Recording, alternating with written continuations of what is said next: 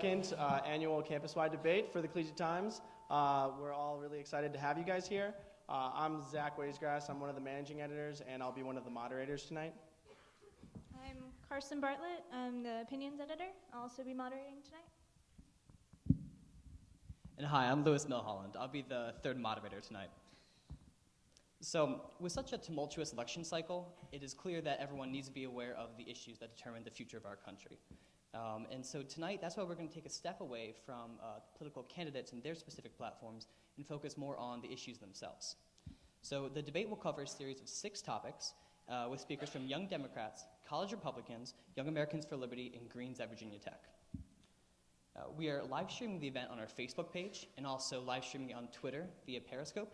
So if you have loved ones who couldn't make it tonight, tell them they still are in luck and they can watch us online. We're also live fact-checking the event on our Twitter page, so keep on top of that, always interesting. And we do ask that the audience does not heckle, react, or cheer during the event, so we can still hear the debaters on stage. And we will begin by giving our groups 2 minutes to deliver their opening statements. Young Democrats, you have the floor. All right, thank you. The Young Democrats of Virginia Tech is an inclusive organization that believes in engaging members of an historically marginalized or underrepresented groups in its programs by promoting liberal values of equality and liberty. The Democratic Party has established itself as a champion for rights of everyone and advocating for equality and equity among all citizens. We provide a voice for those who aren't privileged and justice for those who are disenfranchised by the system. We believe in reasonable and responsible gun ownership and a non-absolutist reading of the Second Amendment of the U.S. Constitution. Times have changed, and it's time for our laws to reflect the changes in gun availability to the average citizen. We also need laws that mandate responsible gun ownership, not only to increase the safety of others and the community, but also of gun owners and their families that have high accidental gun death rates. We believe our criminal justice system is unjust, and the scales are tipped in favor of racism and police brutality against those disenfranchised and marginalized groups. We need criminal justice reform of both the system and police structure, regulations, and procedures to protect our citizens. The system is tipped against African Americans. Black Americans make up about 25% of police killings and are only 13.3% of the population. Massive incarceration is a faulty, quick patch over a more compelling issue, and it's now falling apart. We believe in creating a better future for the next generation. This means addressing the issue of climate change and working with corporations to ensure that the next generation will have clear skies. Global warming can't be ignored anymore. Our coral reefs are dying. The weather is changing. We're seeing things happen right before our eyes. If we don't take steps now to control our damage, the future generations will be left to pick up the pieces. We believe in responsible government spending. This means re-examining our federal budget allotments, including our defense budget, and redirecting it to more needed areas, such as education, where many systems are going broke as they scrimp for change annually. We believe in immigration for Syrian refugees. We have an extensive system already in place for the process of checking refugees, which is why so many are rejected for trivial reasons, and the refugees slowly trickle in. We need to follow the precedents other countries have set and lead by example as well to let Syrian refugees in. The Young Democrats of Virginia Tech pushes for platforms that are liberal, socially, politically, and economically conscious, and one that's inclusive and engages historically disenfranchised groups. Can I finish, or? Yeah. Okay. We are the advocates for equality.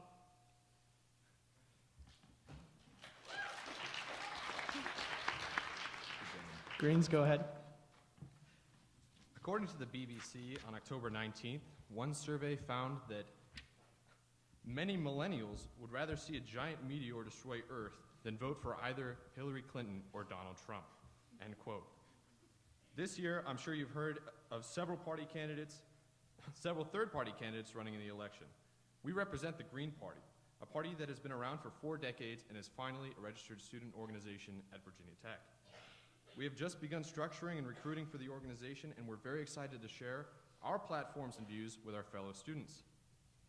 The Green Party represents 4 core pillars: global peace, ecology, social justice, and democracy. If you have a progressive ideology that you feel is not being represented, or if you feel tired of a 2-party system that often doesn't foster the conversations that we need to be having, then you should certainly check us out. We have a platform based on what needs to get done to cause a real and lasting change for the betterment of the world. Thank you.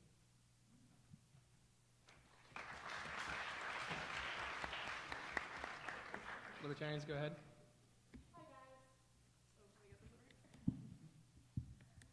Young Americans for Liberty, also known as YAL, is the largest, most active, and fastest growing pro-liberty organization on America's college campuses.